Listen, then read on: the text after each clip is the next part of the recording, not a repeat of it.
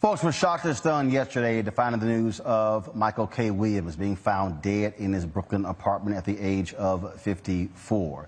Was suspected heroin overdose. Williams, of course, gained fame by playing the role of Omar Little on the show The Wire on HBO. Also on Boardwalk Empire, so many other TV shows and movies. In fact, his performance in Lovecraft Country was supposed to, and many people expect that he is going to win his first Emmy in less than 2 weeks during the Primetime Emmy Awards. Michael K. Williams was a dancer, was an artist, beloved by so many people. The tributes have been pouring in from all around the country, not only from actors and entertainers, but also from regular, ordinary people who came into contact with him, how he treated them with dignity and respect. One of the folks who poured his heart out on yesterday on social media is actor Wendell Pierce, who starred with him in the show The Wire. In this video that he posted yesterday, the others posted, this is where you hear Wendell with Michael standing right there describing how an amazing actor he is.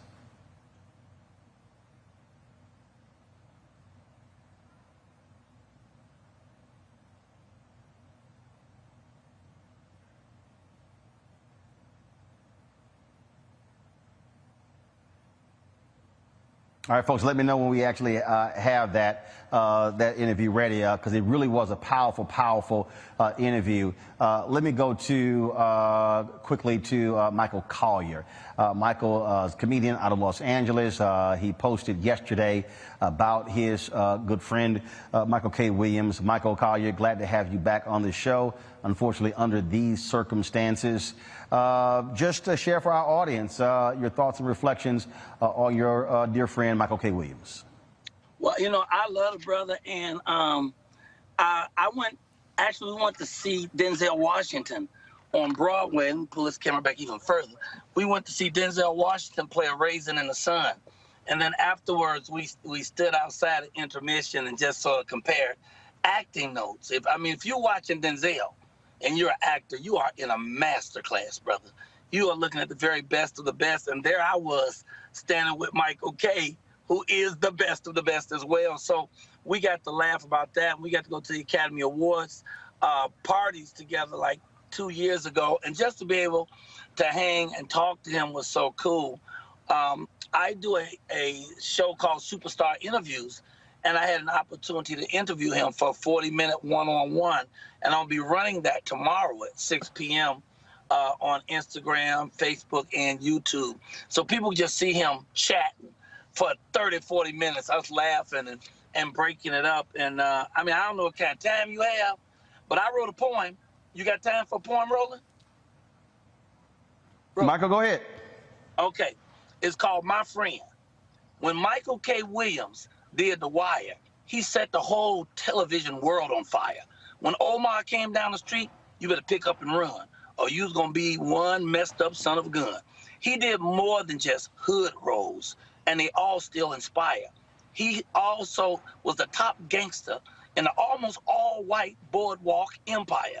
His work in When They See Us was surprising and stellar, but he wasn't just a great actor. He was a hell of a fella.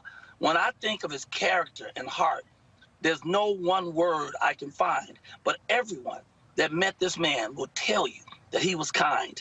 For his august work on Lovecraft Country, he's nominated for an Emmy Award. And on his trip to heaven, I hope he knows that he's adored.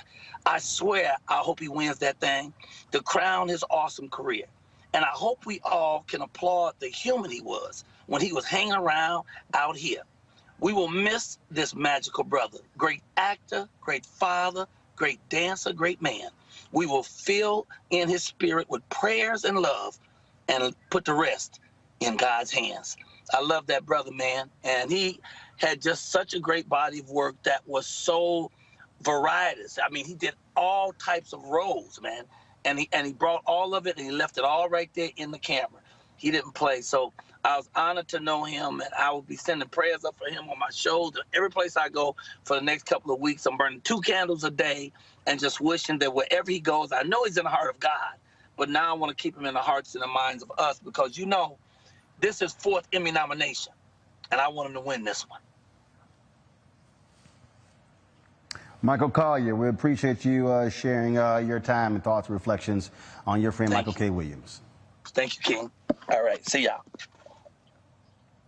All right, folks. Michael talked about the roles that he played. One of those roles was in the remake of the movie Superfly, which was led by Director X. He joins us right now here on Roland Martin Unfiltered.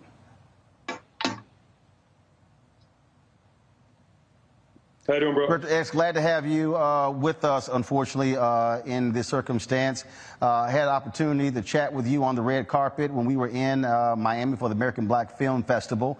The role that Michael played was that of a drug dealer, but also as a mentor as well. Describe for us what was it like to work with him, to direct him, to interact with him. I mean, yeah, his role, he played Scatter from the original movie. And, I mean, he's just a real artist that respects all the art forms of it. It's not, you know, some people get very caught up, and I'm an actor, and that's where they live, and I do films, and I do these things. But he had a real respect for dancers, directors from music videos, commercials, just the whole art form across the board, and really understood when you're dealing with masters, right? And he was a master himself, right? He was truly dedicated to the art form, truly appreciated all forms of art. And, you know, on set together, we build a lot in between shots and just kind of vibe. And just a good brother on his own, you know? And then as well, what he did in the community, I mean, it's a real loss. Very few people use their fame the way he did. And again, artistically, was so sound when it came to the craft. He openly talked about the battles that he had with the demons of drugs. He gave an interview where he said that when he was doing The Wire, he did not want to get found out being in the tabloids. You look at several roles that he played drugs were involved. But this was something that he was constantly fighting with bouts of sobriety. Can you talk about, again, here's this enormously talented actor who's battling substance abuse, and when he died, when I got the news yesterday, the person who I first thought of, another amazing actor, Philip Seymour Hoffman, who died at the age of 47 of an overdose. And so this was not just a personal battle for him. He was open and sharing it with people about what he was fighting against. Yeah, look, I never had a conversation with him about these things. And for me, I mean, which shows you the other side. It's cool, solid brother, you know, work together, see him out, have a vibe, run a joke, you know, and had no idea that this was what was going on. But look, there's something about being a performer and really being an actor. This is not easy. They make it look easy, right? So people are like, oh, that's just acting. No, that's not just acting. It takes real dedication to the craft, real talent and skill to become this good, to become other people, and diving into those roles and representing such vastly different characters as your profession requires you to go some places. And some people are just, they're more open to that. Again, I can't speak to what was going on with him. We never had a conversation like that. But like you said, Philip Seymour Hoffman, all these great actors, they've had these struggles, because I really believe there's a part of this that just it's an art form like no other. None other requires you to become someone else that you can believe. Everything else, all the other art forms are being yourself as much as you can. And this one just requires a different kind of depth, and everyone having their own methods of what they got to do to reach that place as a performer. And like I said, this guy really was about his life. Michael's really about this craft.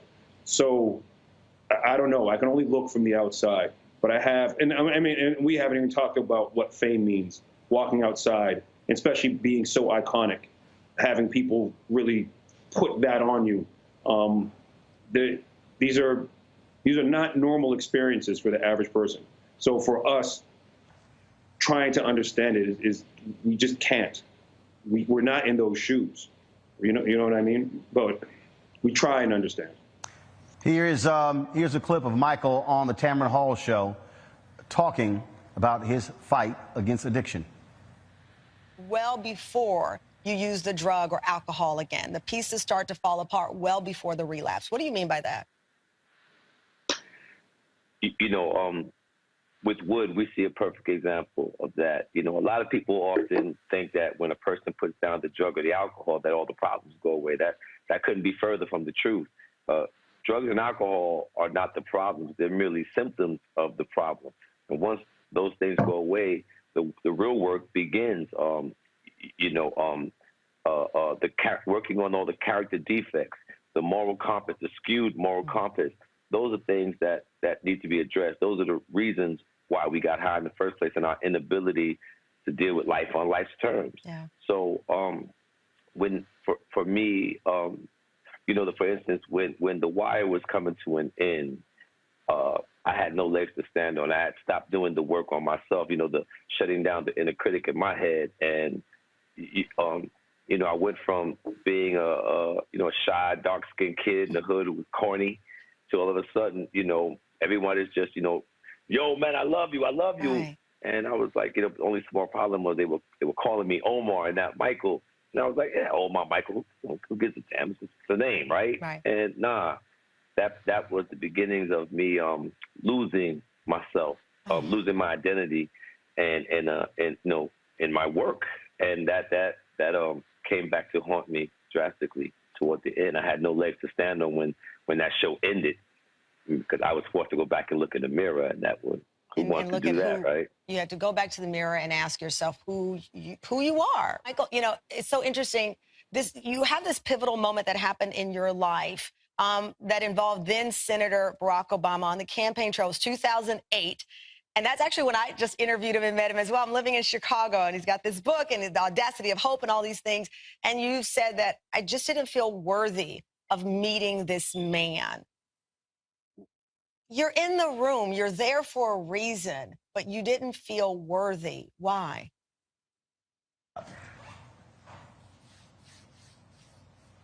All right, folks, we still have Director X here. I want to bring in now actor Morris Chestnut, journalist Tanya Hart, and also actress Erica Alexander. Glad to have all of you on the show.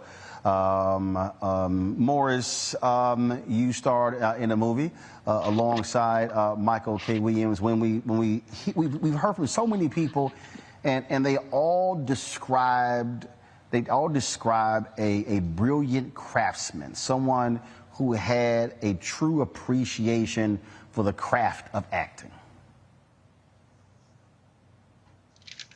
Because I never met Michael before we worked together, and you see all his characters, and you never know what the person is going to be like when you meet him. And just like in that interview that you just showed with Tamron, he was just so honest, open, and genuine.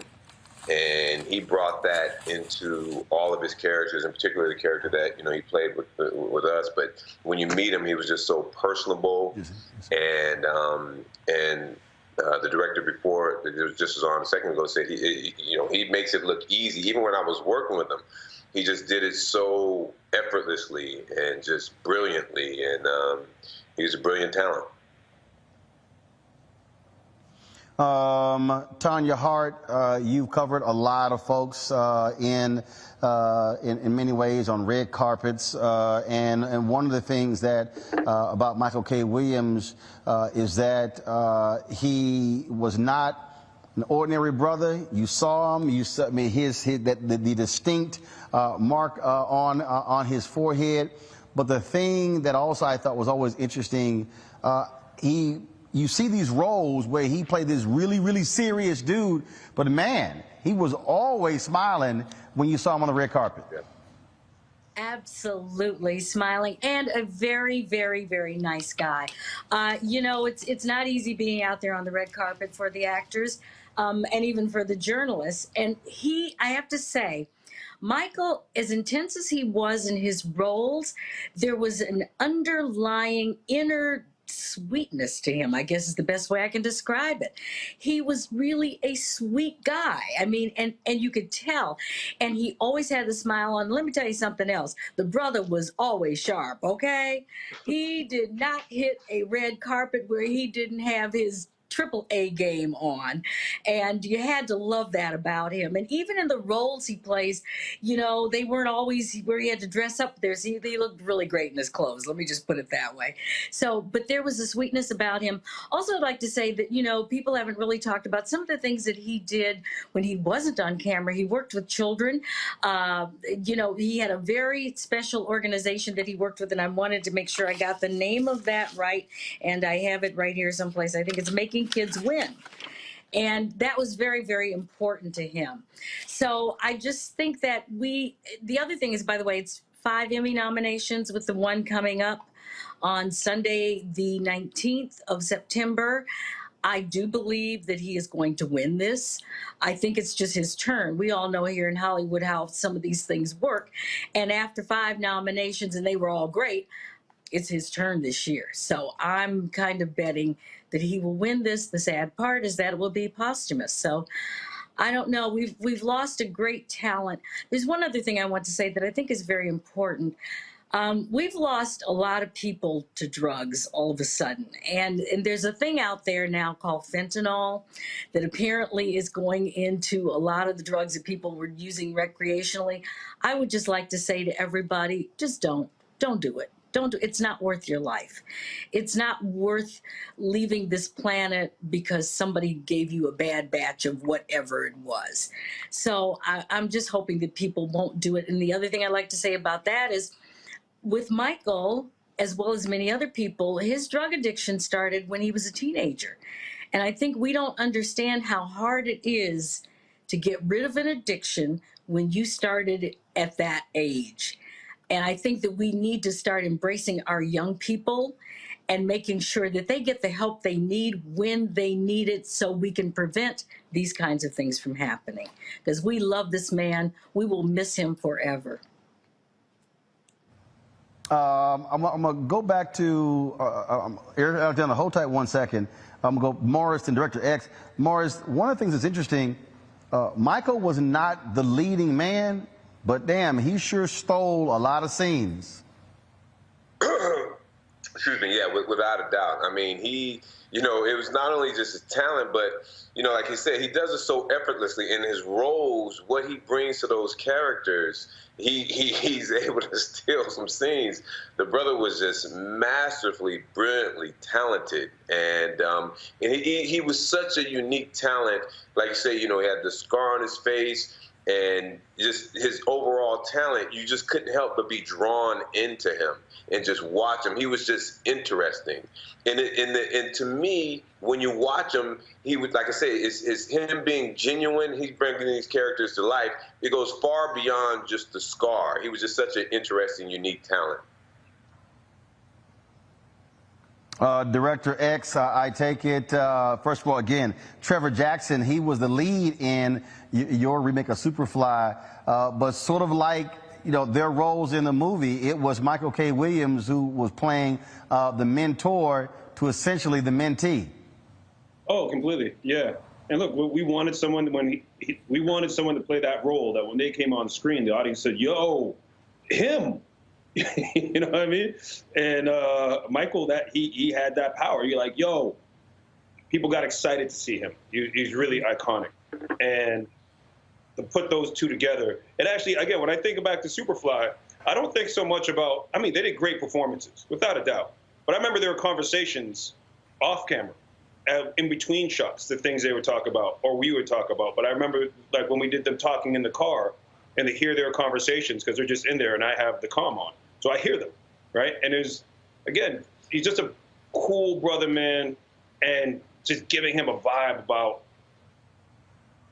the game, right? There's definitely some OG kind of talk on what he's dealing with and where to go, and it was great to hear that conversation with it. He's great, man, and even just to hear him talk now, and in that last interview, and what the message the fact that he was so open about what he was going through before he passed, and the attention that this can now give. And really, there's going to be some lives saved because they're going to hear what he has to say about this. So it's even in passing, he continues to do good work for the community.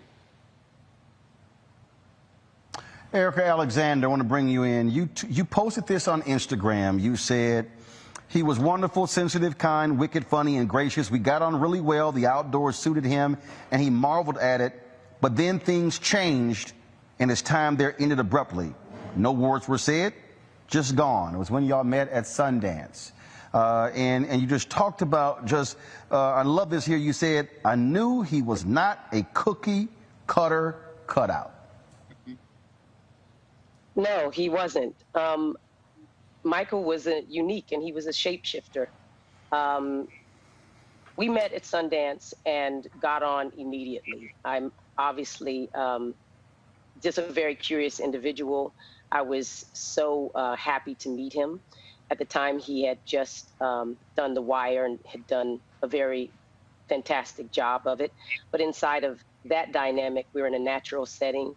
Many people who are city people are outside of, you know, the buildings and all the things that can clutter your mind or the conversation. And we're just walking and talking and sleeping and having, you know, communing inside of a very organic space. And he was wonderful. And he was just looking at everything with such wonder. It was like he was a child, and he wanted to drink out of the stream that was going down, and everybody was trying to convince him that it wasn't purified. He said, I just need to get a cup.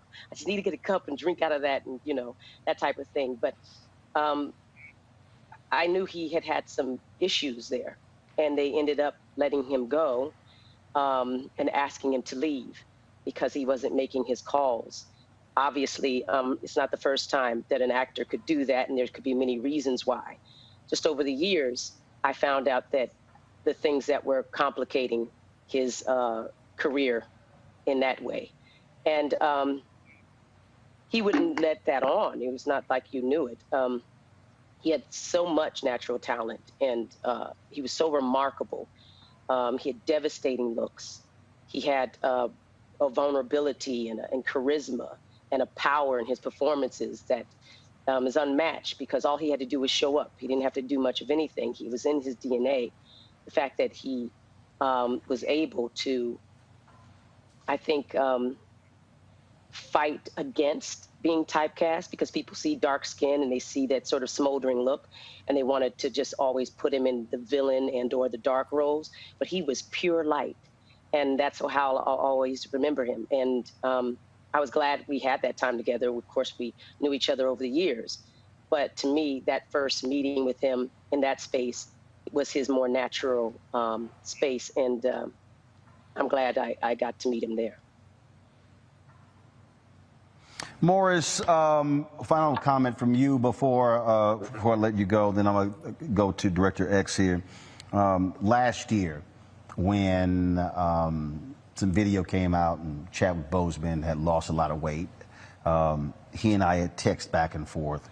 And this is what he said: as an artist and a human, I share my feelings with you, but in the public realm, I can't explain myself. That takes away from the art and the way of the artist. I would rather be misunderstood than go explaining away the reasons for my actions. You will see it on the screen. There's just a certain code that you live by when you do this for real. People don't understand our craft or our way of life. Both things feed each other. And although people are shocked and saddened and stunned by his death at the age of 54, he would have been 55 on November 22nd. The fact that he is remembered for these absolutely iconic roles, and some will say two of the greatest roles in the 21st century of television, that right there, I think, also says a lot about his immense talent. Without a doubt. You know, it's hard for people think, of course, they think acting is easy, but it's hard to have one iconic role, you know, and he's had, I think he's had several, more. I think he's had about 3 or 4 at least. And I can say with me, what really resonated with me with him is seeing him in so many roles before I met him, and then him being as open and genuine and as he was, and it shows through doing his work, which allowed him to, you know, of course, he put a lot of resources to portray those characters, those characters have become iconic, and it's just something to me as I just respect, you know, as a person, but even more particularly as an artist, for him to be so open and genuine, and then to be able to delve into those characters like that. Actor Morris Chestnut, always appreciate it, my brother. Thanks a lot for joining us. Appreciate you. Appreciate you. Thanks, Roland. Director X, your final comment. Man, there's a real sadness around this. This is our loss, but I do trust in God, and I do know that the spirit lives past the body. So his spirit is still with us, and in God's divine timing and understanding, this is what is meant to be. And like I said, whether it's saving a life, someone understanding about drug abuse, and whichever road that the things that he has said and that we're now bringing to the forefront, and the amount of people that reaches. Again, I can't speak on the Most High and why he does his things, but I trust in God, and like I said, the spirit lives on. So I take some solace in that. Director X, we surely appreciate it. Thanks a lot for sharing your thoughts in this celebration of the life and legacy of Michael K. Williams. Peace, brother. Thanks for having me. Eric and Tanya, hold tight 1 second. As I said earlier, I was Wendell Pierce, who starred in The Wire with Michael K. Williams, placed an extraordinary number of tweets on social media about their relationship.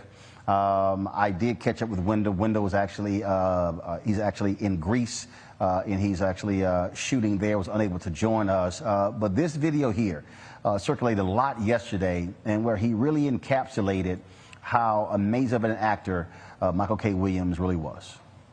You know, my real life and Omar's fictional life, but I had to, you know, I learned now how to separate the fictional world from my real life. But the lines got a little gray because I was a little green in the early process of that. Well, he may say that he was green, but Michael has contributed two of the most iconic characters in the history of American television, with Omar and with Chalky White. What we are actually getting to witness in his young career, we're going to see a lot more, is like one of the great American actors, giving voice and giving flesh to characters that most people would have never given the same humanity to, of opening a window to a world of men that we pass by or don't know about. It's one of the most innovative portrayals on television in our generation, and it was an honor for me to even share the screen with him. One of the greatest moments I've ever had in my career was the scenes that I did with Michael. He's a very special man, very special artist, and what art is to the community, thoughts are to the individual. It's the place where we reflect on who we are, and he has opened up a window of reflection to people who may pass people on the corner that they would have never given humanity to, that he has made people think twice and give humanity to these men. And that's classic American television history right there, Michael K. Williams. Lance Reddick, who also starred in The Wire, posted this video on social media remembering Michael K. Williams. Hi, everybody. I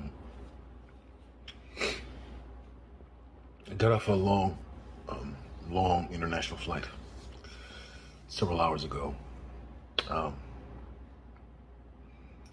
And I got to the airport, and my wife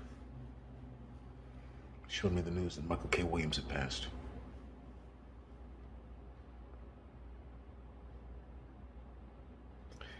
And I just felt that I wanted to say something. We weren't close. I hadn't really spoken to Michael in years. I saw him at an event last year. But we didn't really get a chance to talk. And in the coming days, people are going to talk a lot about his award nominations and the incredible roles that he played, not the least of which is The Wire, which was so incredibly groundbreaking on so many different levels in terms of representation. But I remember we were at a bar one night, just the two of us talking, having a drink. He was telling about how he got started in the industry as a dancer. Told me about meeting Felicia Snoop. I know he introduced her to Ed Burns and David Simon. And whenever I needed help, advice, career stuff, particularly back then, he'd always help. He introduced me to his manager. He introduced me to his, when I needed help, he introduced me to his publicist. He was that guy. So, while everybody else talks about what a great actor he was, I just want to say from my experience, he was one of the kindest, gentlest, most genuine, giving and courageous souls I've ever met.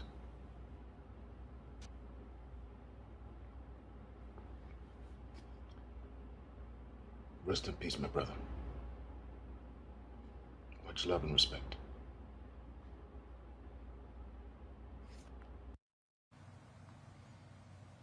All right, folks, we are joined by a couple of more guests. We still have Tanya Hart, Erica Alexander. We're joined by Dr. Greg Carr, Department of Afro-American Studies at Howard University, professor there, and also we have actor Flex. Glad to have all of you. Flex, I want to start with you. We've talked about his acting. You knew Michael from dancing. Yes, yes. Before all of this, we go back to the club days. We were just backpack kids dancing in clubs in New York like the Sound Factory and the Tunnel and Choices and all these different clubs. And we would just dance, man, all night, just free. We no cares in the world, man. And as this video has surfaced, that was him. That was him. And he was always genuine, always greeted you with the beloved, how are you? He actually was very close with my older brother, who also fought addiction. And I think they found a common ground in that and tried to help each other through NA at times. And it was a constant struggle. And I remember posting something about my brother. I was having a rough day thinking about him around the anniversary of his death, and he called me up. It was just like, yo, man, your brother was, he was no joke, yo. Your brother could dance. Your brother could boost. And boosting from New York means steal clothes. But that was him, man. He just out of the blue called me, and that lifted me up, and that's who he was. And this is tremendously hard, for everyone, I'm sure, but, definitely for me because, just coming up the way we did and me being a dancer and transitioning into acting. And I remember seeing him on The Wire, and I'm just like, yo, it was just amazing, man, amazing. This is truly, truly, truly sad. Tanya Hart, earlier you were talking about Michael and his attitude. We crossed paths a few times. It was last year, though, at the 2020 ABF Honors in Los Angeles, where we actually got a chance to talk, got a chance to exchange numbers. And one of the things that was really interesting as we sort of had this mutual appreciation of one another, he kept talking about, man, I really like your spirit. I really like your spirit, your vibe. And he was very much to the point that Erica, and I want Erica to speak to this as well, he was very much about connecting with people that way. I meet a lot of entertainers, but the conversation with him was a different type of conversation, Tanya. Well, it was, and that's what I was trying to explain to people on the red carpet, which is where I met him often. And the thing about him, too, he always made sure if he saw black press out there, he would make sure that he went to talk to the black press. And we can really appreciate that because, Roland, you really know everybody doesn't do that, especially when you've reached the stature that in the business that he has. But he would always make sure that he talked to the press because, he understood who really helped his career along. It's always the black press. We always know about folks like Michael before the general public knows who Michael is. They may know he's that great guy. I saw that guy on TV the other day. I don't know who he is. We knew who he was. We knew where he came from. We knew how important his talent was. And we would give that out to people, and he would give it back to us. And I truly appreciate him for that. I just, again, it's going to be interesting. The Emmys are going to be virtual, sort of. They're doing a virtual and in-person thing this year as well. Most of us in the press will be virtual. A few of us will be there. But it will be interesting to see the kind of tribute that people pay to him, because even a lot of people who didn't give him his propers when he was here, they're going to come out and do that now because it was so well-deserved and they knew it was deserved. And it's sometimes a shame that this has to happen before people realize how important, because he was truly an important and a gifted talent, but he was important, I think, to black people.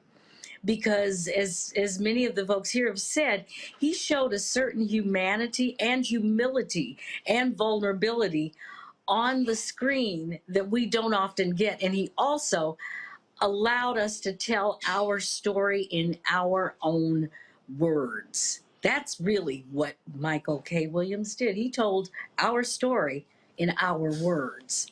And I appreciate and love him for that.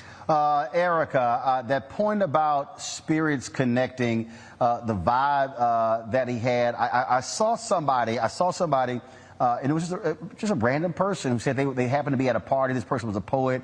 They felt out of place. They sat in a corner, and Michael came over and began to talk to that person and said, well, what do you do? The person said they were a poet, and he said, well, I want to hear some of your stuff. And this person said they were just shocked that here they were at a party and he was spending that amount of time with them, and said, hey, I want to hear your stuff.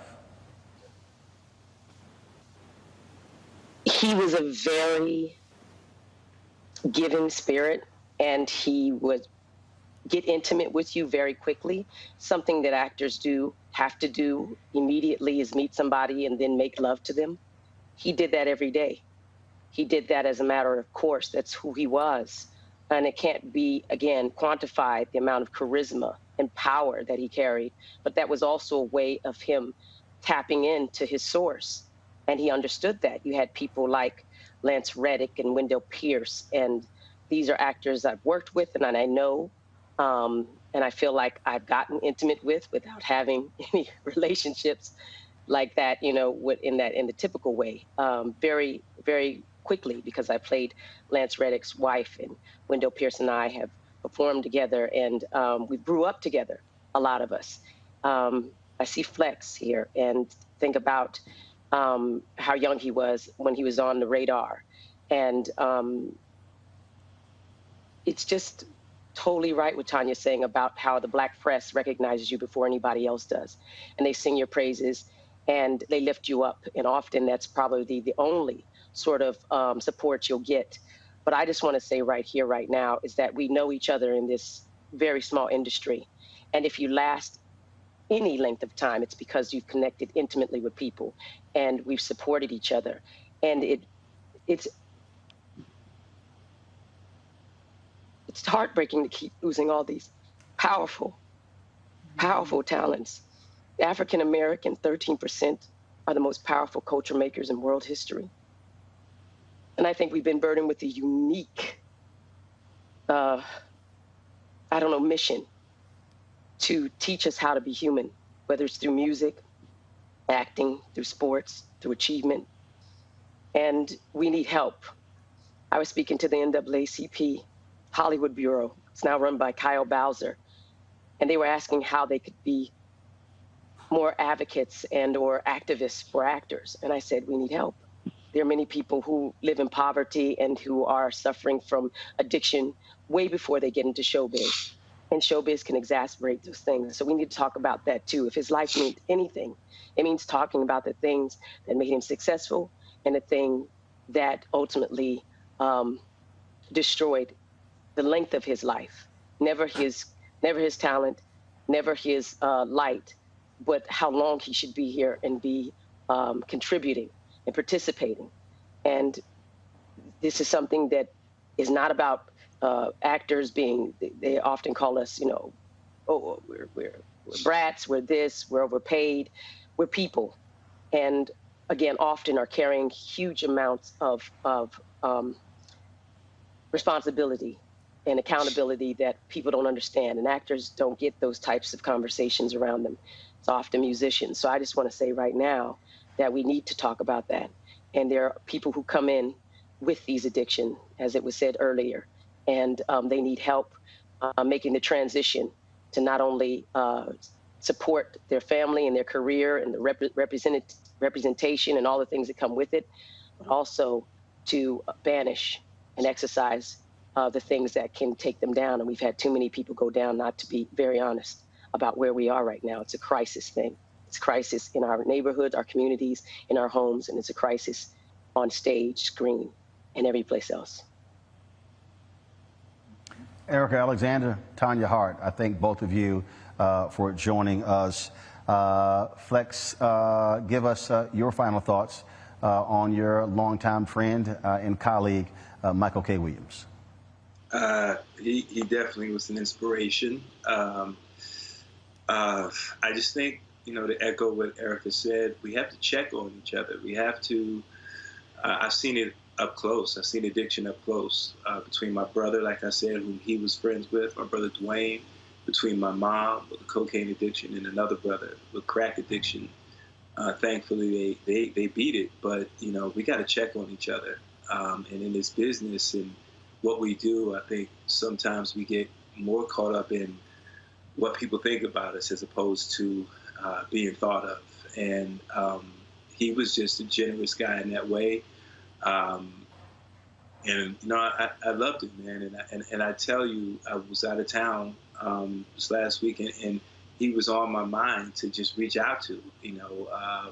But you go through life and you're busy, and I'm just like, oh, he's probably too busy, and you know, and I regret that I didn't. But I tell you one thing, you know, his impact will last forever, and I'm just thankful that the Infinite Creator just allowed me to have whatever time that I had with him, and that he was able to share his gift with the world. So, you know, my heart goes out to his son and to his mom, who's 93 and still going, and all of his supporters and friends. Flex, always a pleasure, man. I appreciate it. Thanks a lot. Thank you, brother. Folks, in a moment, we're going to be joined by Fat Joe as well as Freeway Ricky Ross, who Michael K. Williams portrayed in the movie Kill the Messenger. Before we go to them, Dr. Greg Carr, put this in perspective. One of the things that I heard people talk about was Michael K. Williams brought to the screen the portrayal of black men who are often ignored, who are often forgotten, and he brought a sense of humanity to the screen. And so put his career in historical terms, put it in contemporary terms, in terms of what he meant in this era of Hollywood, but specifically black Hollywood. Well, brother, something Eric Alexander said very importantly, and everyone has said it, but speaking to his spirit, his ethos, even as I sit here, as we sit here and look at you there in a building that was very much frequented by our frat brother W.B. Du Bois when he was an undergraduate student at Fisk, Du Bois, who knew many of the women and men in that portrait of the Jubilee Singers behind you. We remember in 1903, W.B. Du Bois in his book, The Souls of Black Folk, talked about this double consciousness. If you're black in America, you not only see through the eyes of black people, you also are forced to see yourself through the eyes of white people looking at you. And Michael Williams, man, and this is from somebody who was a theater major right down the street from where you are at Tennessee State. So, you know, trained on the stage, looking at someone who was a trained performer, as we know, as a dancer, choreographer, but then who entered the representation of black figures without that kind of theater background or deep background, who in fact came into his first movie role because Tupac Shakur was looking through still photographs and said, hey, this guy looks thugged out enough to play my little brother. Go find him. And that's what got him that first role in the film Bullet in the mid-90s. This was a man who exuded our complex humanity. You know, in an interview he gave with the Guardian newspaper a few years ago, he said, you know, I use my job. Notice how he calls it a job. I use my job to engage and to extract empathy and compassion for people who are often stereotyped and might otherwise be ostracized. Michael K. Williams, his mother 93, my own mother's 93, just turned 93 yesterday, in fact, you know, but his mama came from the Bahamas.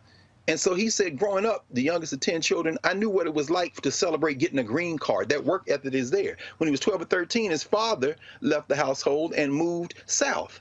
And from 13 till he got that scar on his face in a fight in Queens on his 25th birthday from somebody who pulled a razor blade out and slashed him across the face, Michael K. Williams is trying to navigate the streets of New York in a way that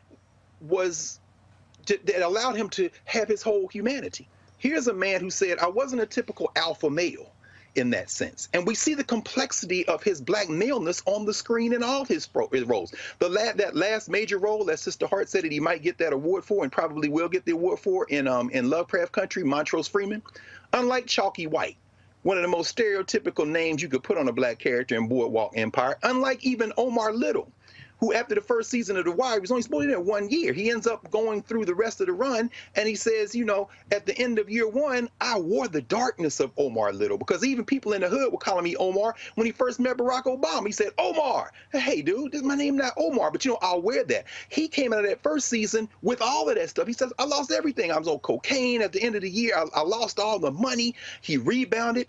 But through it all, he portrayed the complexity of black maleness in a way that wasn't coached by directors that he had grown up in college or on the stage or in off-Broadway.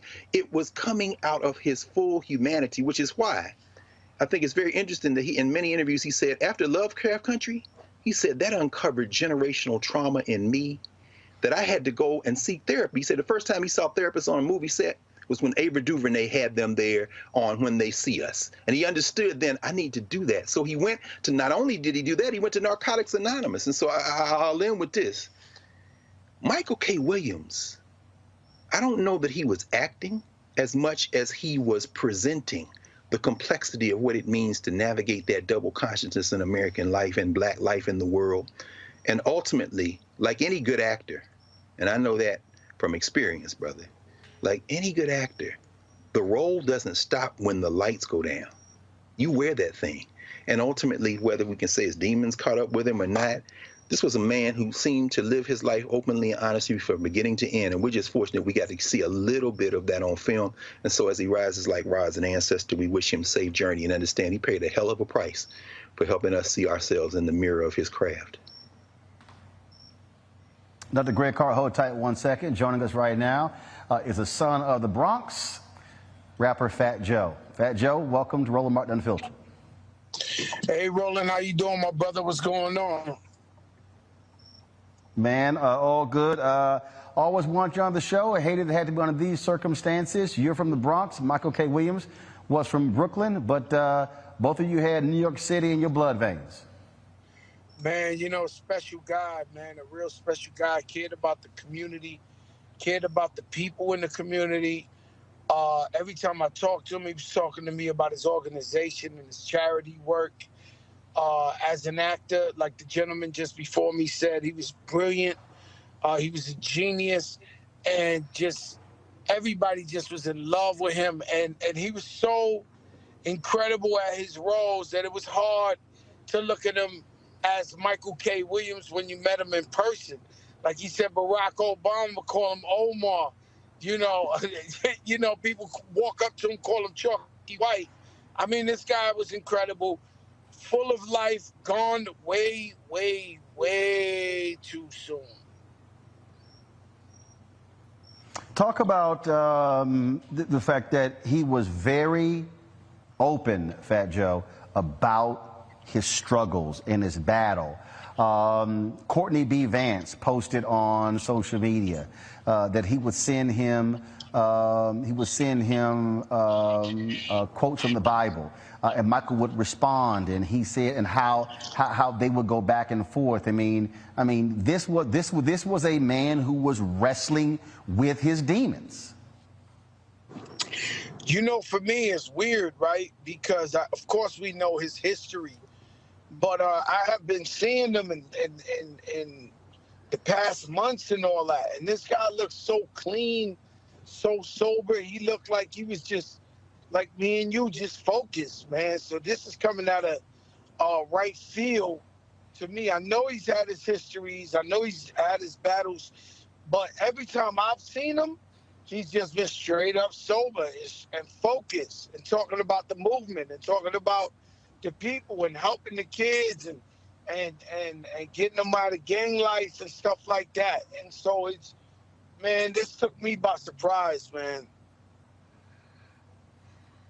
Well, it took, I think, a lot of folks by surprise, and so many people have been shocked and devastated. Nikki Bahari, she tweeted that she was just shooting with him 2 weeks ago. Others talked about talking to him just a week ago. But the reality, Fat Joe, is that one of the things that we understand with addiction is that any one thing could just cause some stuff to just go, and then all of a sudden they make that one phone call, and unfortunately, it was time's up for him. Last thing I would like for you to speak to is that for somebody who played these, who the people thought he was serious and he had the scowl. Man, this guy had a laugh, and when you saw, he just could fill the room just with his laughter and dance and just truly living life. He was just beautiful, man. He was compassionate. Even though his roles were tough, guys, he was a sweetheart. He was a teddy bear in person. He cared about the people. He was so humble. It's like a guy who wasn't aware of his contributions. He wasn't aware of his paving the ground and everything. This guy, man, he was a special guy. And he was somebody that was accessible to the people, and always there for the people and always fighting for the people, man. He's going to be really, really, really, really, really, really missed.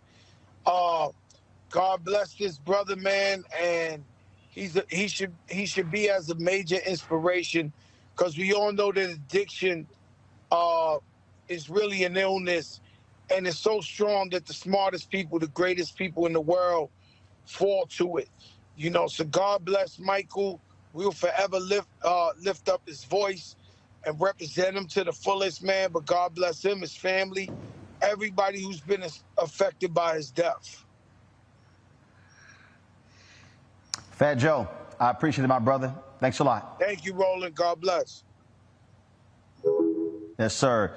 Jasmine Koenig, who is a journalist out of Los Angeles, she tweeted this a couple of hours ago. She asked me to share this with you. Compton Council member Michelle Chambers and sister of actor Michael K. Williams released the following statement on the death of her brother. Our family has been shaken to the core of the loss of our Mike. Thank you to everyone who contacted us, flooded us with love, and more importantly, prayers. I will miss my brother, my best friend and birthday partner in this realm, but I know he will continue to watch over me and our family in heaven as he did on earth. As I said, when you look at the various tributes that have been pouring in, one of his dear friends, actress Tasha Smith, also director, she has been just posting a number of different things. They were extremely close. She and I had an opportunity to chat via text on yesterday. You see that about 6 different posts that she posted. The first one, words cannot express the pain I feel in my heart. We laughed, we cried, we prayed. Love you forever, my friend. Then she said that she had another one. No one made me laugh harder than Michael. I'm numb. We loved listening and dancing. And so you have all of them. She also posted another one. You gave us all so much love, wisdom, and support. My confident friend, prayer partner, fellow artists, you loved hard and lived courageously. You encouraged me and inspired me. You will live in my heart and our hearts forever. I miss you so much. I can't process this. I know you're with the Lord, resting easy, at peace, but damn, this hurts. That was actress, as well as director Tasha Smith sharing her thoughts about her friend Michael K. Williams, who died yesterday at the age of 54. It was in June when Michael K. Williams took the stage of the BET Awards for their tribute to DMX, and he certainly embodied X with this performance. I said I'm slipping, I'm falling, I can't get up. Let my soul rest and take my breath. I've been through many different phases like mazes to find my way, but now I know that happy days are not far away.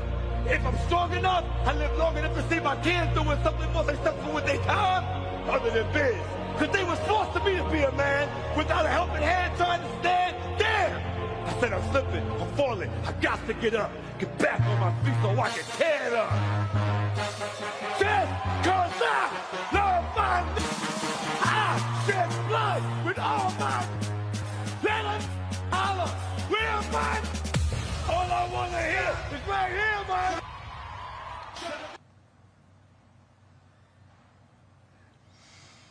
Also, folks, there was another video that we saw where Michael K. Williams talked about separating real life from what he portrays on the big or the small screen.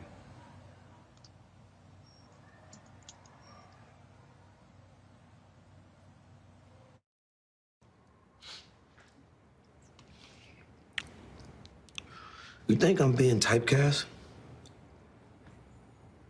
I don't know. You think this cat is typecast? Actually, I want to do this here. So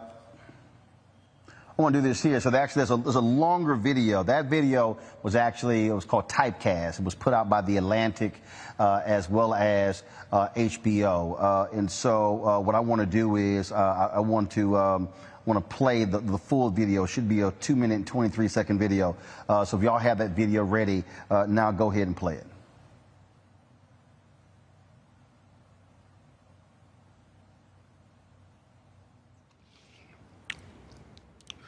You think I'm being typecast? I don't know. You think this cat is typecast? It's a fucking cat, you know? Ain't got much choice. What if he moved to a new neighborhood? You know? Hung out with the poodle crowd, did poodle things, you know, become a poodle. Still be a cat, you know? But what if he convinced himself that he was a poodle and everyone else that he was a poodle? Wouldn't that make him a poodle? Yeah, that's a good point. I mean, weird as shit, but that's a good point. And this whole metaphor is bullshit, yo. You hear me? You think everybody don't got a role to play, huh? You think a white boy could have played Omar? You think you could play a president? I could. And I think we've seen the last black president for a while. I'm just saying. I think you're gonna always be playing some version of Mike. Gangster Mike, old-timer gangster Mike, southern gangster Mike. But I'm not a gangster. Everyone that knows me knows that. Self-denying gangster Mike. Look, I picked these roles. Me, I made this path for myself. Did you? Yeah, did you?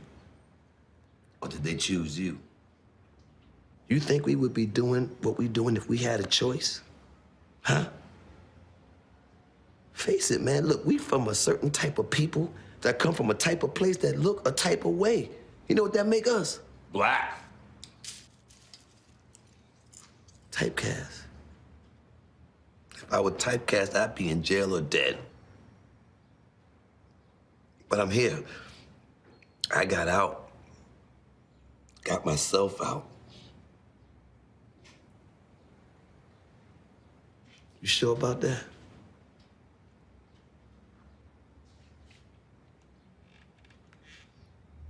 Yeah.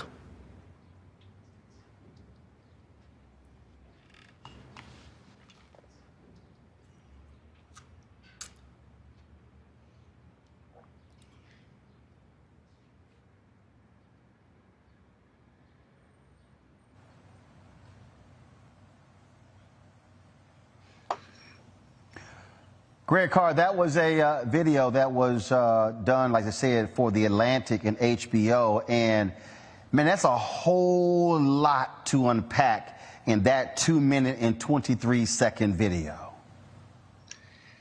Well, Roland, you know, there's a phrase in Latin that is used in legal circles, res ipsa loquitur. The thing speaks for itself. And it's a very powerful phrase, but I want to go back to a language that was old before the Romans ever figured out how to build a house that stayed up. And that's the ancient Egyptians. They had a phrase that said, at the end of your life, if you live a life that allows you, the ancestors to say, what they say is, ma'aheru. Ma'aheru means the voice is true. We just saw what should probably be that brother's testament, That is his obituary. I mean, watching him portray DMX, you realize he can only embody DMX to a point, because DMX was the characterization of the so-called alpha male. That wasn't Michael K. Williams. Michael K. Williams, I mean, pushed against the borders of gender. Think about his role in Omar. Again, a role that was only supposed to last one season, but he overflowed the boundaries of expectations. He could not be stereotyped. So he ends up playing a character who is gay, but who also eschews money. Remember, he burns the money in the stash rather than he's just signaling out to these cats and Omar in the street. In other words, who really wants to exact revenge because he loses his male lover, and then when he's in a position to kill Brother Muzan, the Nation of Islam cat, he's got a code. He said, "Well, you didn't do it. I'm not going to kill you." The whole point is that even in the Montrose character there in Lovecraft Country, again, overflows the boundaries of gender. And he talks about growing up, I wasn't that alpha male. What we see in that representation there is the full arc of Michael K. Williams.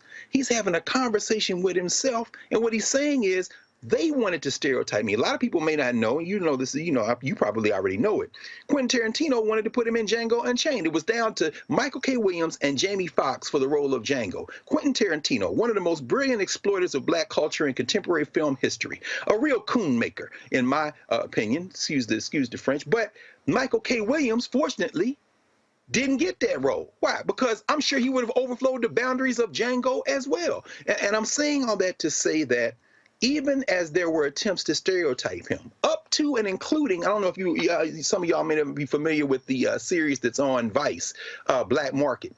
You know, Michael Williams gave an interview where he said, you know, I was filming this, we're talking about the role of addiction in our communities, what happens in our communities, and we saw him parenthetically there in Harlem. I've been on that street corner many times, crossing the street, talking to somebody. You see just regular black people, red, black, and green flags. This man is connected. He said, after we wrapped the segment I was filming, a brother came up to me and said, "Yo, Omar, take me with you, man. Don't leave me here." And Michael K. Williams said, in listening to that brother, I wanted to help him, but there was nothing I could do in that moment. And within a few months, both he and his grandmother had died. But when we see that characterization right there, you sure about that? And you see his tears well up in his eyes? That wasn't acting, brother. And this thing that overpowers so many of us in this life looks like it came up and overpowered Michael K. Williams. But I tell you what, we all got to go that way. And in going that way, we can always look at this brother and say, in that 2-minute plus a few seconds clip, he embodied what it means to try to navigate this very strange thing, as Du Bois said, this curious thing of being black in a place that rejects you because you are black. He never let it define him. He overflowed all those boundaries, brother. That was a remarkable clip. Thank you for showing it to all of us, brother. Folks, in the movie Kill the Messenger, it portrays the story of Gary Webb, the reporter for the San Jose Mercury News, who broke the news of the CIA's involvement in the spread of crack cocaine across the United States. Michael K. Williams played Freeway Ricky Ross in that film. Joining us right now is the real-life Freeway Ricky Ross. Ricky, glad to have you on Roland Martin Unfiltered. Glad to be here. Share your thoughts with us about the loss of Michael K. Williams, reportedly to a drug overdose, him playing you in Kill the Messenger, a movie where, frankly, drugs is intertwined throughout that story. You know, when I first met Michael, we had a meeting about him playing that role, and I was against it at first. I felt that producers and directors of the movie should not be doing a movie without me, that again, they were taking my story, my name, and using it, but not including me. And I told Michael that. And me and him, we sat down and we talked, and he told me that one of the reasons that he wanted to include me in it because he wanted to show the true story of what was going on in my life and in the story. So we sat down for a couple days and we talked and you know, finally I called him and I said, you know what, Michael, you got my blessings on the road. He also explained to me how the way they wanted him to portray me was not who I am. And not only did he go back to the producers and the directors to fight to get me to be a part of the piece, but he also felt that the role needed to be changed. We talked about that several times, about how he wanted the role changed and how he wanted to portray my character. They did change a few things, but they still wanted to portray me in a certain light, which was, it came What out. does that say about him as an actor, that him playing your role in selling drugs on the West Coast, but how he wanted, he still wanted the humanity of you to still come through in this film? Well, he respected me. He showed me great respect. I mean, my name has been used and my story has been used in so many different pieces throughout Hollywood, and very few have contacted me at all to get my opinion or my consent or anything. So for him to reach out to me and let me know that that he had won the role and that he wanted me to give him my blessings, it meant a lot to me.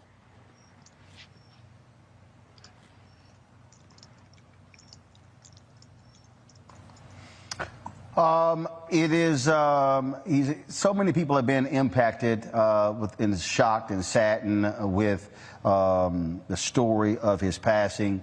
He was very open about his battles with addiction. What would you say to someone out there who is doing today what you used to do?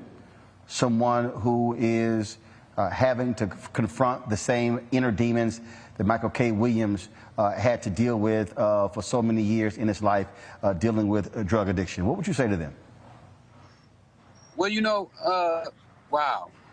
And I had quite of an experience with not only selling drugs, but as well as addiction. My brothers, I've had aunties and uncles and cousins as well, being addicted to drugs. And it's not an easy feat. It's something that we all wrestle with addiction of some form of another. Me, myself, my addiction turned out to be selling drugs. I fell in love with what we call the game of selling drugs. And I understood that my addiction could have been just as great as somebody who was using drugs. But we have to really, look down in our souls and in our spirits to ask ourselves, is it worth us making our life a little better at the expense of somebody else's?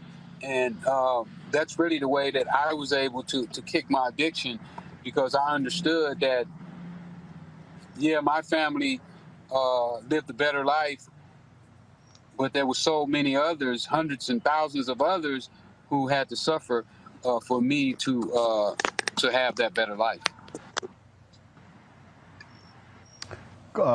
Freeway Ricky Ross, we certainly appreciate you joining us to share your thoughts and reflection on the life, legacy, and the passing of actor Michael K. Williams.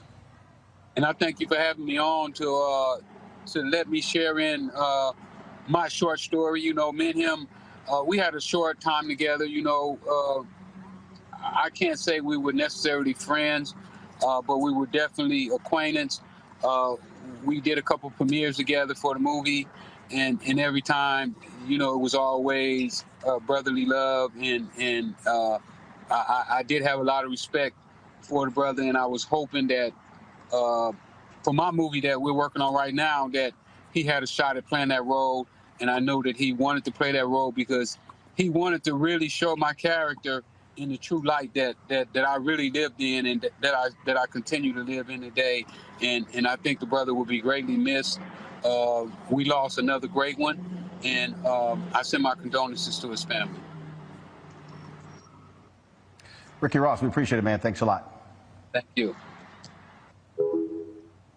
Of course, I want to read, this is the tweet that actor Courtney B. Vance, I referenced it earlier, sent out today, actually yesterday, and this is what it says. Michael worked hard in his work and throughout his life. He shared with us all how hard he tried to achieve sustained sobriety. I know Michael, the man, would want his life to serve as an important teachable lesson for anyone who is in the midst of the very real struggle against addiction. As difficult as this moment is for us all, Michael has found peace. He was a giant of a man. Only my faith sustains me in times like these, and Michael loved the Lord. I sent him our scriptures every day, and he responded every day, Jesus. Michael, you will always be remembered by so many for your gifts as an actor, but even more importantly, you will be remembered for being an amazing, kind man. I love you, my brother. Rest in peace.